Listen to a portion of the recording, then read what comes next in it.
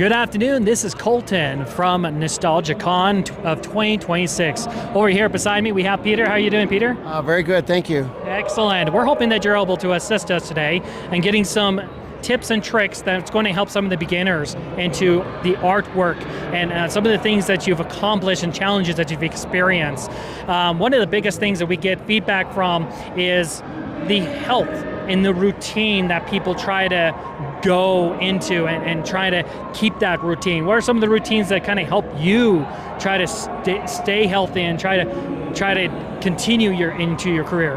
Okay, so one thing, I'm an artist, right? So I would draw a lot, and one thing I learned that's a switch from a lot of people early on, and when it comes to art, is knowing that I had to acknowledge that I am not good early on. I mean, my skill level was not good, and you don't fall in love with an individual drawing or this drawing, knowing that my only goal was to get better with every drawing. And I had somebody give me the tip when I was in college, a freshman in college at CCAD, that to get to Disney level, you needed to do about like 30,000 drawings in college, which that sounds like a lot, but we're not talking about hour-long drawings. We're talking about like 5 to 10 minute sketches, quick sketches. And so it's not that hard if you get the mindset of doing about 100 a day, 100 more a day. So I did that. I mean, and everyone I know that made it to that level did about that. You're doing at least about 100 drawings a day, about 5-6 days a week, and that adds up at the thousands and thousands of drawings, tens of thousands. But as I was saying earlier before we start recording here, was like, that's a lot of work. And in order to get that, you have to be certain that there's a reason for it, right? I mean, you can't just be like spinning your wheels, because it feels like that after about 2 years of doing 100 drawings a day. Yes, it does. But because you're naive, sometimes it feels like you're almost getting worse. But you just have to believe in yourself so concretely, almost like many times people I think who really succeed on a big scale are almost delusional of like that is possible. I know I can only speak for myself. Never did I question that I could make it, ever. And that's what fueled me. Wow, well that's fantastic. One of the biggest things that people sometimes get is they have these challenges where they would just stop and they're like, oh, what do I do now? Yeah. Like these blocks, especially when you're an artist and you're trying to build the characters and you're trying to get into that and that all the different scenes and projects that they're doing with that. What are some of the things that kind of help you when that situation comes? Are you talking about creatively? Creatively, right? When you're trying to create in any of your work. Okay, so what you're talking about is, I think about my book. I write and illustrate children's books, and so when I'm thinking of a new storyline or I'm doing a new like an edit or revision of something, I look at other people's stuff. Right, I'll go to a bookstore if it's books, I'll just read books, read stuff. I'll read or even watch movies, great movies, and I'm like, or watch tutorials, and just.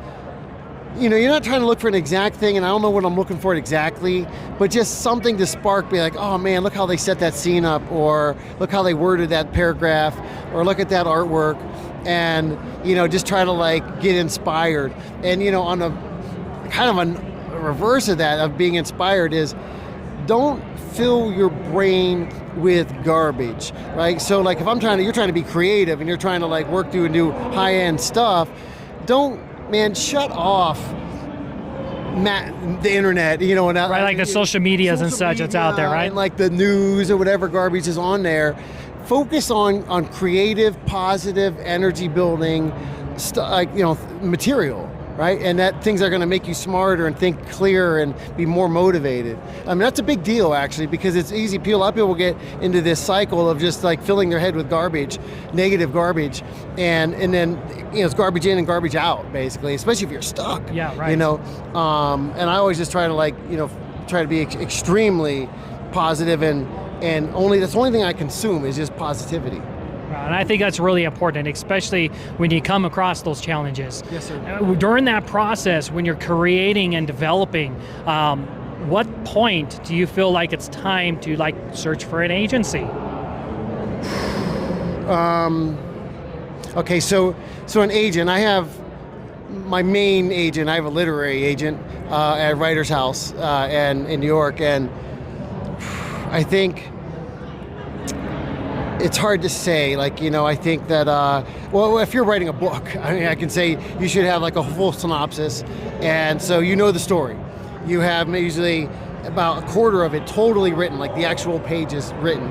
If it's illustrated, so you have a quarter of it or all of it, like all of it written and illustrated, where you can say, someone could look at that and say, this is the book. I mean, it might not be all done, but part of it's done, looks like this is the storyline, and they can envision that's a book, or that's a movie, if you're pitching a movie. And so then go, like agents, we say agency, and agent is a big deal. A lot of people don't understand it, like especially in the book world. You want to get published in the big leagues, you really do need an agent. I don't even know if they'll even look at your stuff like, without an agent. They're kind of the gatekeeper, they're quality control, really, an agent. But there's no real one answer to like when. I think when you feel like you have a complete product where you can show it to anybody and they can say, that's the final, what the final looks like, this is what the story looks like, and then at least send it out. You might get told all kinds of no's and all kinds of changes, but at least now you know. Yeah, and I think that's very important with that. If you had 3 wisdoms, like key points that can really help someone beginning into the artwork, do you have anything of wisdom that you could share with those 3 points to get them started? Well, so it's tough to be short about that, but like I had said before, the number one thing, and I'm definitely like this, is to have an obsessive, single-minded focus on your goal. And so there's that. Number 2, I guess, is repetition. Like follow that obsession with the repetition of whatever it is you're trying to do. If you're playing basketball, repetition of free throws and layups, vast repetition, like all day repetition. Acting, repetition, right? That's a big deal. So obsession, repetition, and then I guess networking is a really important thing. I mean, because you can be great at what you're doing, but if no one knows you, no one knows who you are, people get afraid. They get afraid to be told no, or that they're not good or whatever. You want to get entertainment, you can't be afraid of that kind of thing. I think just understand what is networking. I'm not talking about using or saying like, but be upfront with I'm trying to get into it. Do you have any advice? Almost like what you're doing right here is being very, very forward with it, being upfront and saying I'm looking for help in some way. The worst thing that's going to happen is somebody just saying, I can't really help you, or I'm not willing to. But you never know. If you have the goods, the doors just might open for you. Yeah, so continue with that motivation to proceed with that. Yes, I think that's very important and key ingredient when it comes to self-motivation. Yes. So I very appreciate you giving us the time here today. Thank you very much. Thank you so much, Peter. And thank you. This is Shout Out and Nostalgic in 2026. We'll see you next time.